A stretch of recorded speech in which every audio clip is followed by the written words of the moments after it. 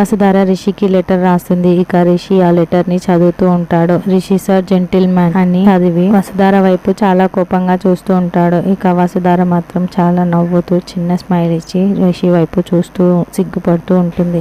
Angel కూడా రిషి వసుధారని చూస్తూ ఉంటుంది. ప్రిన్స్ ఇక రిషి చదవడం మొదలు పెడతాడు. ప్రిన్స్ డ్రీమ్ బాయ్ అని చదువుతూ వసుధార వైపు చాలా కోపంగా చూస్తూ ఉంటే వసుధార రిషి వైపు చూస్తూ ఉంటుంది. ఇక ఏంజెల్ ఆ నెగటివ్స్ కూడా ఉన్నాయి, అవి కూడా చదువు అని చెప్తుంది. వసుధార టెన్షన్ పడుతూ ఉంటుంది. ఇక అప్పుడు రిషి మళ్ళీ చదవడం మొదలు పెడతాడు. సీరియస్ సింహం అని నోడి మూడ్ స్వింగ్స్, కొన్నిసార్లు తన వాదనే కరెక్ట్ అంటారు అని వసుధార ముందు వాళ్ళకి జరిగిన విషయాలన్నీ కూడా అందులో రాసి ఉంటుంది. తనకి తానుగే నిజాలు తెలుసుకుంటేనే నమ్ముతారు అని రిషి చదివి వసుధారని మేడం అసలు అని చెప్పబోతుంది. కోపం వచ్చింది కదూ అని ఏంజెల్ నవ్వుతూ అడుగుతుంది. నాకు తెలుసు రిషి నీకు కోపం వస్తుందని అని వసుధార చెప్తుంది. ఆ ఏంజెల్ మా ఇద్దరికి కాఫీ తెస్తావా అని రిషి అడగటంతో నువ్వు నన్ను రిక్వెస్ట్ చేయడం ఏంటి, ఆర్డర్ వేయాలి అని ఏంజెల్ సరే ఉండు నేను ఇప్పుడే కాఫీ తీసుకొస్తాను అని అక్కడి నుంచి వెళ్తుంది. ఏంజెల్ వెళ్ళగానే రిషి వసుధార వైపు చూసి లేచి నిలబడి వసుధార దగ్గరికి వచ్చి ఏంటి మేడం ఇది, మీ మనసులో నా మీద ఉన్న ఉద్దేశం ఇదేనా? పాజిటివ్ కంటే నెగిటివ్ లిస్ట్ ఎక్కువ పెంచారు. నాకు కావాల్సింది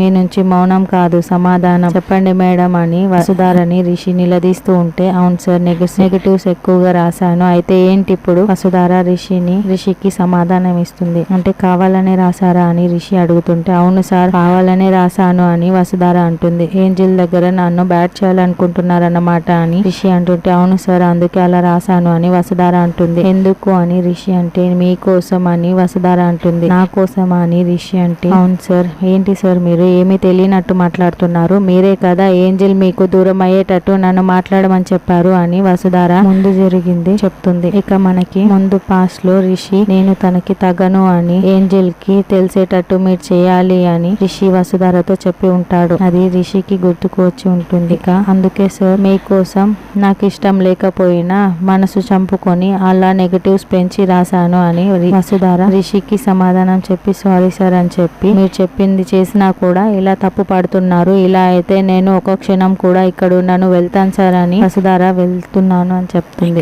రిషి సరే వెళ్ళండి, ఎందుకు బెదిరిస్తున్నారు? బెదిరించడం కాదు సార్, నిజంగానే వెళ్ళిపోతున్నాను, నేనేమి ఇక్కడ ఉండమని చెప్పడం లేదు, వెళ్ళండి మేడం అని రిషి అంటాడు. సరే వెళ్తాను అని వసుధార వెళ్ళబోతూ ఉంటుంది. హలో మేడం అని రిషి మళ్ళీ వసుధారని పిలిచి ఏంటి సార్ ఉండమంటున్నారా అని వసుధార చాలా సంతోషంగా రిషి వైపు తిరుగుతుంది. ఇక రిషి అంత లేదు మరి అని అంటే మరెందుకు పిలిచారు అని వసుధార అంటుంది. గుమ్మం అటువైపు కాదు అటు కిచెన్, గుమ్మం ఇటు గుమ్మం ఉంది అని రిషి చేతి చూపించి గుమ్మం వైపు చూపిస్తాడు. తొందరలో నేను మర్చిపోయాను సార్ అని వసుధార చెప్తుంది. మీరు కావాలనే చేస్తున్నారనిపిస్తుంది మేడం అని రిషి అంటాడు. మీరు అలా అనుకుంటే నేనేం చేయను సార్ అని వసుధార అంటుంది.